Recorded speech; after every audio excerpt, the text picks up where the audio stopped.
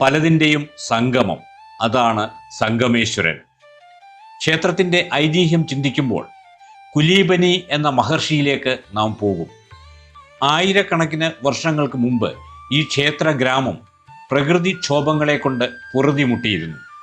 കുലീബനി മഹർഷി ആ കാലത്ത് തൻ്റെ ശിഷ്യരോടൊപ്പം ഇപ്പോൾ ക്ഷേത്രം സ്ഥിതി ചെയ്യുന്ന സ്ഥലത്തെത്തുകയും ഇവിടെ യാഗ യജ്ഞ ഹോമാദികൾ നടത്തുകയും ചെയ്തു. അദ്ദേഹത്തിന് മുൻപിൽ സാക്ഷാൽ മഹാവിഷ്ണു പ്രത്യക്ഷപ്പെട്ടത്രേ. എന്ത് വരം വേണം എന്ന ഭഗവാന്റെ ചോദ്യത്തിന് അങ്ങയുടെ സാന്നിധ്യമാണ് വേണ്ടതെന്ന് മഹർഷി പറഞ്ഞതിനാൽ അങ്ങനെ സംഭവിക്കുമെന്ന് ഭഗവാൻ മറുപടി പറഞ്ഞു. യാഗ ഹോമാദികളുടെ ഫലമായി ഈ പ്രദേശത്തെ പ്രകൃതിക്ഷോഭങ്ങൾ കെട്ടടങ്ങി.